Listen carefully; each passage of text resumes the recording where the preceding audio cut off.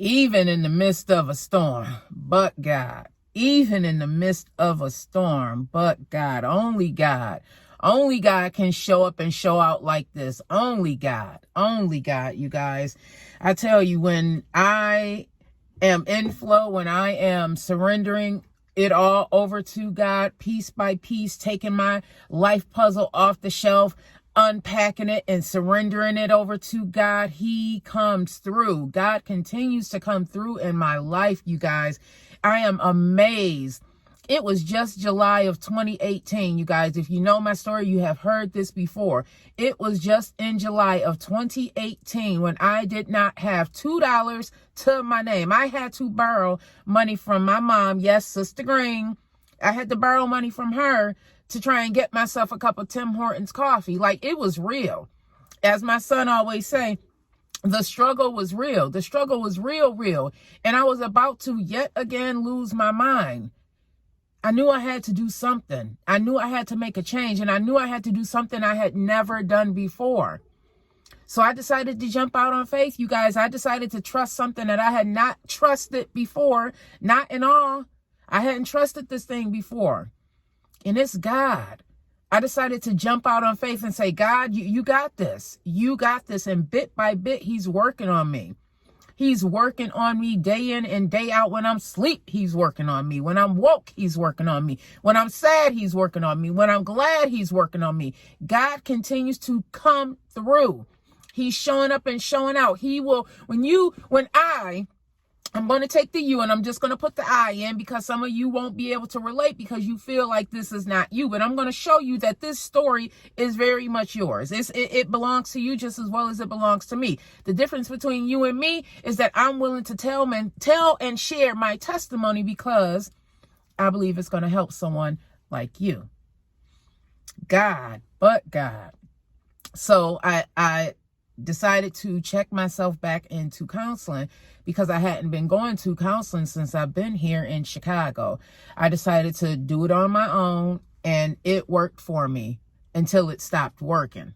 It stopped working because I had come to a standstill. I had come to a place where God was telling me, okay, now child, okay, now daughter, we done got you here. Now you need to get some reinforcements. You need to get a community around you that's like-minded, because where you are right now, you're going to need help because you've never been there before.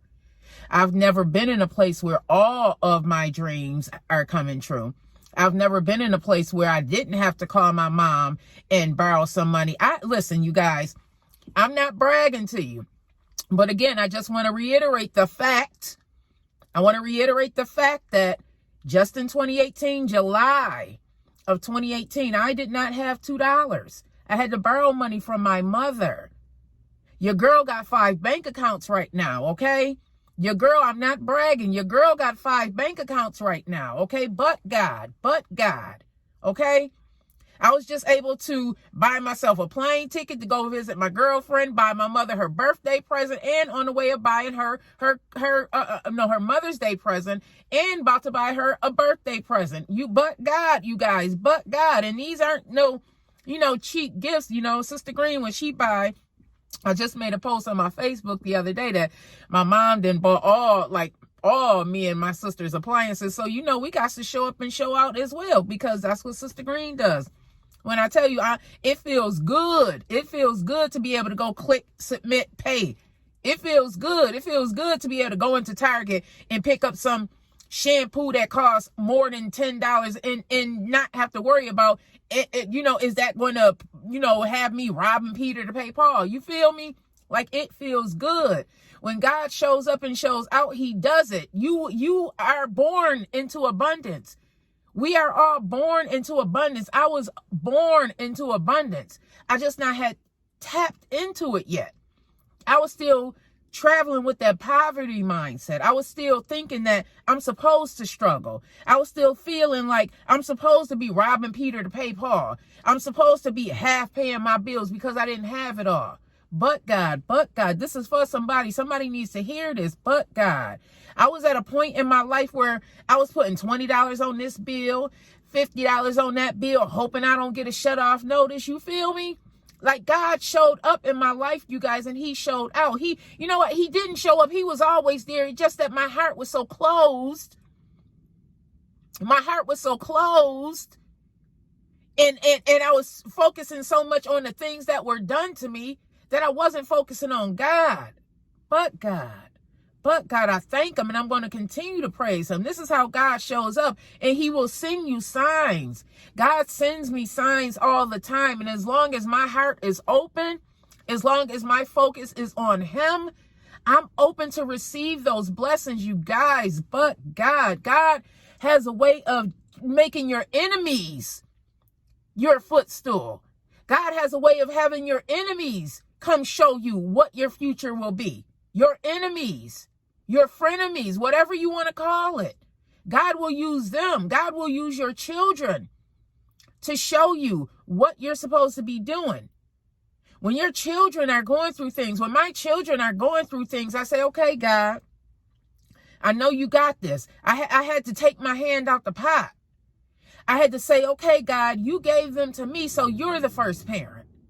You're the first parent, God. You gave them to me.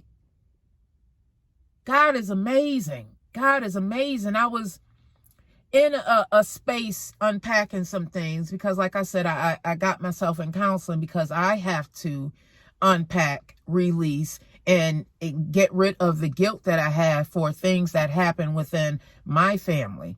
You know, I have to not hold on to that because that's not who I am. That is not going to determine the future that God has for me. So I need help. What God started doing prior to me even beginning counseling, God starts setting up people to be in my life to help me through this process. And I thank God for my mindset family. I thank God. If you guys, I talked about it. I've put up in my Instagram and I think in my Facebook stories about these groups that I'm in Clubhouse. I'm in some phenomenal groups, you guys, especially my Renewing the Mindset group. I love my mindset family. When I tell you Bree, Angelina, Sharice, Nick, Michael, they comes through. When I get into this room, it's all love. It is family. And there's so many breakthroughs. If you're on Clubhouse and you're looking for a room that's going to fill you up and not take from you, is going to treat you like family, you need to be a part of this mindset group. As a matter of fact, I'm going to post it right here. Let me move over because I want to post it right up there so you guys can see. Join the group. This is my little sis in God. This is my God, my sister through Christ, my little sis and my bros. I'm telling you, they shows up, but I needed them. I needed them in a time in my life where I didn't even realize how much I needed them. I was like, yeah, Vet, you doing this? Yes, God. Thank you, God. And then I came to a standstill. It's like I hit a brick wall. And the tools that I had, they weren't providing me with the 150 that I need to do this. The 150 that I need because I can't be at 100 and fill into you. I got to be overflowing. So they helped me get to the 150 plus that I needed so that I can continue to do the work that God has called me for. See, God knows what we need all the time. It's us. It's us that are reluctant to say, no, God don't know. How does he not know? You know, and this is me talking to me. How does God not know what you need, Vet? Did he not make you? Did he not give you that heart? Did he not give you that heartbeat? Do you not have breath in your body? This is the self-talk that I be telling myself because I have to surrender everything over to God. Everything. I have to take all the puzzles off the shelf. All Vet's life puzzles off the shelf and give it all over to him. And when I began to do that, that brick wall disappeared. That mind space that I was in where I felt like I was drowning again, even though I had got myself with God, because I didn't do it on my own, even though I had gotten myself to a place where I was supposed to be happy, everything that I had worked for, I got. It was a new level and I was not yet ready for it. I was not accustomed to being in that space. So what did God do? Leaps and bounds. What did God do? God showed up, showed out for me. And he started putting people in my space to help me. One of my passions, you guys, once I know that I'm good and my family's good, one of the things that I'm advocating for is mental health and helping women and men who have gone through any type of sexual abuse. Those are the things that's near and dear to me. Those are the things that I've seen people not overcome. Those are the things that happened to me. So it's coming from a personal place. These are things that have happened in my family, continue to happen in my family. What I'm realizing is that when one person heals from it, that's a chain that's broken. So what am I going to do? What are me and my family doing? We're breaking those chains. We're breaking those generational chains. A lot of times when you experience mental health issues or you've experienced sexual abuse, and I'll just talk about sexual abuse because that's what's been on my heart, the sexual abuse aspect of it. A lot of times the people that are sexually abused are abused by the people that are closest to them.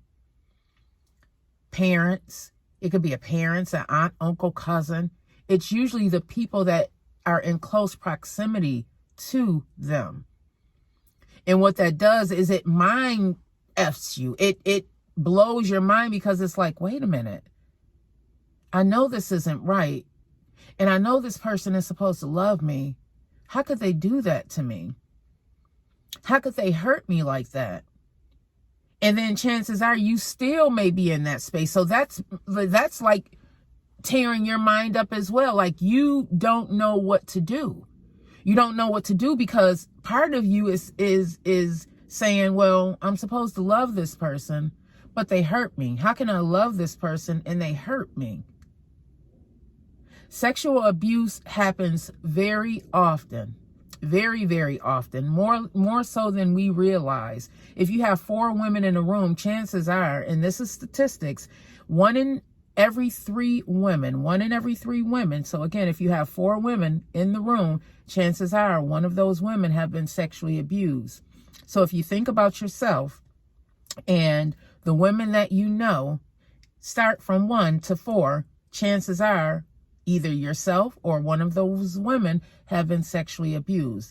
The sexual abuse for men is a little bit higher. I want to say it's like 1 in 9, but it still happens. I know men who have been sexually abused. I know a few men who have been sexually abused by men and women. So it does happen. And a lot of times it's swept under the rug. It's not talked about.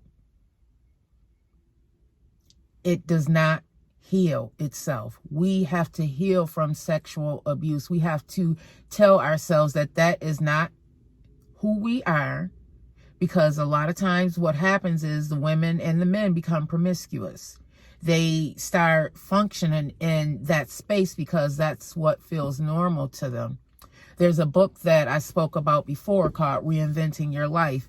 Pick that up. Pick it up on Audible, however you read it. It may even be on YouTube. If you've been sexually abused or you're dealing with some mental health issues, that may be a good resource for you. It has helped me. It has helped me be able to tap into things within myself and my family that I had not realized was going on. I didn't realize that they call them life traps in the book. My Shiro, Lisa Nichols, she calls them limiting beliefs. They're called a lot of things, but it all boils down to the belief of ourselves, what we believe about ourselves. And it's based on the interactions and the things that we've encountered in our childhood, the things that we brought from our childhood into our adulthood. And sexual abuse, when you've been sexually abused many times, you become promiscuous and you don't even realize that that's one of the reasons, because you are reliving your sexual abuse. And even though it hurts to relive it, it's something that's normal to you because you've gone through it and it's been normalized, but it's not normal. It's not normal to be around the person who hurt you. That's not normal. We have to stop. We have got to stop giving these people a way out and not talking about it. We've got to stop protecting them, because who's going to protect us, right? No one's going to protect us. No one's going to protect us. We have to tell our story. That's our protection, telling our story, because when we tell our story, that protects the next person. Chances are the person who sexually abused you sexually abused someone else. So we have to start telling our story. So I'm going to make this brief. It's already at 15 minutes. But God placed this on me to talk about it. So that's what I'm going to continue to do in my garage. Because you know what? When God comes up, when God shows up and shows out, listen, the hype is real with me. The hype is real. And God, thank you so much. He sent some soldiers to tell me, girl, I love your vibe. Yes, when God shows up, he shows out, and he will send signs. He'll send signs for you. He'll send signs to tell you that you are doing what you are supposed to be doing. Yeah, so if you want to break them chains of sexual abuse, go ahead, sweetheart. Go ahead, tell your story. You don't have to tell your story to the public. Tell your story to a counselor. Write your story down. Tell your story, because you have gone through some things. You've gone through some things, okay? I love you. I love you. I love you. And remember, you are not your past. You are not what you've gone through. You are who God, our daddy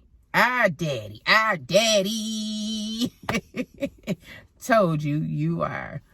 Have a wonderful day. Even in the midst of the storm, God, you don't even know.